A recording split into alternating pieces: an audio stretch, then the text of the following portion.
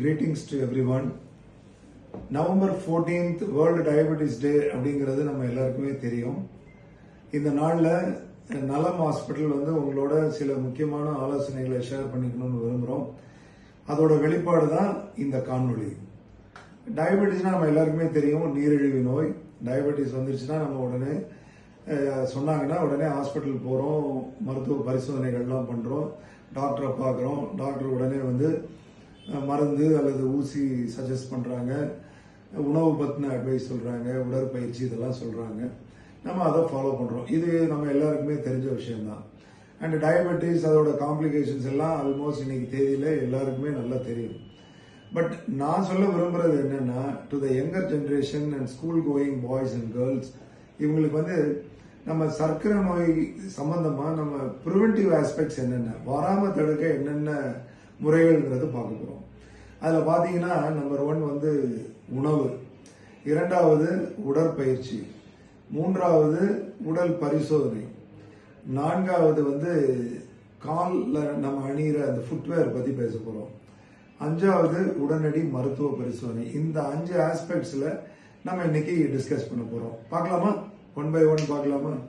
Right. Number 1 உணவு. நம்முடைய உணவு பழக்கத்தை நம்ம அனலைஸ் பண்ணோம்னா, காலையில் பார்த்தீங்கன்னா இட்லி தோசை சாப்பிட்றோம், மதியானத்துக்கு அரிசியோட சாதம், அதாவது சோறுன்னு சொல்கிறாங்க இல்லையா, அதில் சாம்பார், ரசம், தயிர், இதெல்லாம் நம்மளுடைய அன்றாட மதிய உணவு. அப்புறம் திரும்ப நைட்டுக்கு பார்த்தீங்கன்னா மறுபடியும் இதே தோசை அந்த மாதிரி. ஸோ 3 வேளையும் அரிசி உணவை சாப்பிட்றோம். இதை நம்ம கொஞ்சம் அவாய்ட் பண்ணணும். ஸ்பெஷலி இளைஞர்களுக்கும் குழந்தைகளுக்கும் இந்த 3 வேளை அரிசி உணவில் ஒரு வேளையை நம்ம அரிசி இல்லாத, ஃபார் எக்ஸாம்பிள் கார்போஹைட்ரேட் கம்மியான இல்லை கார்போஹைட்ரேட்டே இல்லாத ஒரு உணவு நம்ம பிளான் பண்ணணும். அதாவது நம்ம ஒரு கோதுமை உணவோ அல்லது கேழ்வரகு உணவோ இல்லை கம்பு உணவு, அப்படி இல்லைன்னா மில்லட்ஸ், இந்த மாதிரி தானிய வகைகள், இது மாதிரி ஒரு உணவை ஒரு வேளை சேர்த்துக்கலாம். அந்த உணவை சாப்பிட்ற லைக்கிங்க நம்ம குழந்தைகளுக்கு டெவலப் பண்ணணும். 3 வேளையும் அரிசி கலந்த உணவை சாப்பிட்றத அவாய்ட் பண்ணணும். ஏன்னா ஒரு ரிசர்ச் என்ன அப்படின்னு கேட்டால், நம்முடைய இந்தியர்கள் we are more prone for diabetes. அதுக்கு முக்கிய காரணம் என்னன்னா, நம்ம ரொம்ப இந்த அரிசி கலந்த உணவையே நம்ம நிறைய சாப்பிட ஆரம்பிச்சிட்டோம் நம்ம ஜென்ரேஷன் அப்படிங்கிற ஒரு சிறிய ஐயப்பாடு எல்லாருக்குமே இருக்கு ரிசர்ச் சயின்டிஸ்ட்ல. அதனால நம்ம இப்பையில இருந்த குழந்தைங்களுக்கு 2 வேளை அரிசி உணவு, ஒரு வேளை அரிசி இல்லாத உணவை நம்ம கொடுக்க பழகும். That is number 1. நம்பர் 2 உடற்பயிற்சி. உடற்பயிற்சினா என்ன அப்படின்னாக்கா, நல்ல ஒரு ஒர்க் அவுட் எவ்ரிடே. இதை இளைஞர்களும் ஸ்கூல் கோயிங் பாய்ஸ் அண்ட் கேர்ள்ஸும் அது ஒரு ரிலீஜியஸாக பண்ணணும். அவங்க ரத்தத்திலேயே அது உறைஞ்சிருக்கணும். இன்னைக்கு உடற்பயிற்சி பண்ணணும், 24 மணி நேரத்தில் ஒரு அரை மணி நேரம் டு 1 மணி நேரம் பண்ணணுங்கிற அந்த எண்ணம் வரணும். நான் சிம்பிளாக சொல்லணும்னா, எனக்கு படிக்கலாம் வேண்டியிருக்கேன், நான் படிக்கிற நேரத்தில் எப்படி உடற்பயிற்சி செய்ய முடியும்னு குழந்தைங்க கேட்கலாம். நான் அதுக்கு என்ன சொல்றேன்னா, ஒரு 15 மினிட்ஸ் கடகடன்னு ஒரு 3 கிலோமீட்டர் ஓடிட்டு வந்துட்டீங்கன்னா that is the best form of exercise. அல்லது ஃபாஸ்ட் வாக்கிங், 1 கிலோமீட்டருக்கு 10 நிமிஷம், 3 கிலோமீட்டர் அரை மணி நேரம் தான் செலவாக போகுது. இந்த 2ல் ஏதாவது ஒன்று பண்ணலாம். இன்னுமே நான் இளைஞர்களுக்கு என்ன சொல்லுவேன்னா, இந்த உடற்பயிற்சியை தினம் பண்ணிட்டீங்கன்னா நீங்கள் தினம் ஒரு ஸ்வீட்டு தாராளமாக சாப்பிடலாம், தினம் ஐஸ்கிரீம் கூட சாப்பிடலாம். இந்த மாதிரி ஒரு அலவன்ஸ், இந்த மாதிரி ஹை கேலரி டயட்டு ஒரு அலவன்ஸ் எடுத்துக்கலாம். ஆனால் உடற்பயிற்சி செய்யாமல் தினம் ஹை கேலரி ஃபுட், ஒரு ஸ்வீட்டோ அல்லது ஐஸ்கிரீமோ, சாக்லேட், கேக்ஸ், பேக்கரி ஐட்டம்ஸ் அல்ல ஃபாஸ்ட் ஃபுட், இதெல்லாம் உடற்பயிற்சி இல்லாமல் சாயங்காலம் ஸ்கூல் விட்டு வந்தோடனே ஈவினிங் ஸ்நாக்ஸ் இந்த மாதிரி சாப்பிட்டோம்னு சொன்னாக்க, தென் குமுலேட்டிவ் டாக்ஸிசிட்டி, இது எல்லாம் அப்படியே ஃபேட்டாக டெபாசிட் ஆகி ஒபிசிட்டி வந்துடுது. ஒபிசிட்டி வந்துருச்சுன்னா அதுதான் ஹைப்பர் டென்ஷன், டயபெட்டிஸ், இதுக்கெல்லாம் காரணம் கருத்து. அதனால we should avoid obesity. So அதனால உடற்பயிற்சி ரொம்ப ரொம்ப முக்கியம். 3வதா உடற்பரிசோதனை. 50 வயதுக்கு மேலே நம்ம எல்லாருமே வருடத்திற்கு ஒரு முறை உடல் பரிசோதனை பண்ணிக்கணும். அது முழு உடல் பரிசோதனை நம்ம சொல்கிறோம். இது எதுக்கு அப்படின்னா, ஃபார் எக்ஸாம்பிள் 50 வயதுக்கு மேலே எல்லாருக்குமே ஒரு ஹைப்பர் டென்ஷனோ டயபெட்டிஸோ இன்றைய காலகட்டத்தில் வர்றதுக்கு வாய்ப்பு இருக்குது. அப்படி இருக்கும் பொழுது, போன வருடம் பண்ணுறோம், நமக்கு ஒன்றுமே இல்லை, இந்த வருடம் உடற்பரிசோதனை பண்ணும் பொழுது அந்த மாதிரி டயபெட்டிஸ் அதோட காலகட்டம் ஒரு 1 இயர்க்குள்ளே தான். அப்போ அதில் ரொம்ப காம்ப்ளிகேஷன்ஸ் வராமல் ஏர்லியராக டயக்னோஸ் பண்ணி ஏர்லியராக ட்ரீட்மெண்ட் எடுத்துக்கிட்டோம்னு சொன்னாக்க பல காம்ப்ளிகேஷன்ஸ் அவாய்ட் பண்ண முடியும். உங்களை எல்லாருக்குமே தெரியும், diabetes causes neurological problems, kidney problem, I problem and பாதங்களில் நோய்கள்.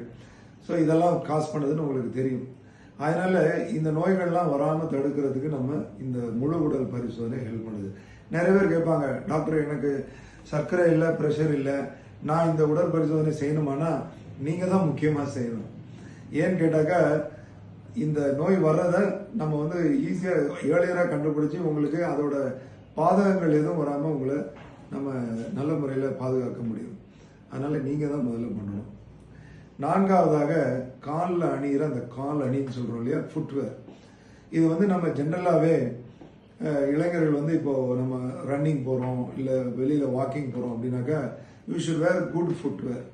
ஷூஸ் சொல்கிறோம் இல்லையா, நல்ல ஷூஸாக, நல்ல குட் குவாலிட்டி ஷூஸாக போடணும். இந்த சீப்பர் ஃபுட்வேர்ஸ் வாங்கி போடுறத நம்ம அவாய்ட் பண்ணணும். 100 ரூபாய் 200 ரூபாய்க்குலாம் கிடைக்குது இல்லையா, அதெல்லாம் they are made up of synthetic என்ன சொல்லுவோம் ரெக்சின்ஸ். அதெல்லாம் வந்து நம்ம உடல் தோலுக்கு வந்து பொருத்தமானதில்லை. அதனால் அதெல்லாம் நம்ம அவாய்ட் பண்ணணும். ஜென்ரலாக நான் சர்க்கரை நோயாளிகள் சொல்கிறது என்னென்னா, வெளியில் போகும்போது ஒரு செருப்பு வச்சுக்கோங்க, வீட்டுக்குள்ளேயும் ஒரு காலணி அணியுங்க, ஒரு ஹவாய் செப்பல் வாங்கி போட்டுங்க. ஏன்னா உங்களுடைய பாதம் வந்து இந்த வெறும் தரையிலையோ எதையோ படக்கூடாது. அப்படி படும் பொழுது தான் கல் குத்துறது, முள் குத்துறது, ஆணி குத்துது, இந்த மாதிரி இன்ஜுரிஸ்லாம் வருது. அண்டு சர்க்கரை நோயாளிகளுக்கு அந்த பாதத்தில் சுரணை கம்மியாக இருக்கிறதுனால அந்த காயம் ஏற்படுறது தெரியறதில்ல. அதுக்கப்புறம் அது செப்டிக் ஆகி சீழ் வச்சு வலி காய்ச்சல்லாம் வந்ததுக்கப்புறம் தான் அவங்க அந்த பாதத்தையே பார்க்குறாங்க. ஸோ செருப்பு போட்டு நடந்தோம்னா அதோட இம்பேக்ட் கம்மியாக இருக்கும். இன்ஜுரியும் ஆல்மோஸ்ட் தவிர்க்கப்படும். Trivial injuries will be avoided. இறுதியாக வந்து உடனடி பரிசோதனை அப்படின்னா என்ன அப்படின்னு கேட்டிங்கன்னா, ஒரு சர்க்கரை நோயாளிக்கு ஒரு காயம் ஏற்பட்டுச்சுன்னு சொன்னால் உடனடியாக மருத்துவமனைக்கு வந்து டாக்டரை கன்சல்ட் பண்ணி அந்த காயம் சின்ன காயமா பெரிய காயமா அதுக்கு என்னென்ன ட்ரீட்மெண்ட் எடுத்துக்கணுங்கிறது பண்ணிக்கணும்.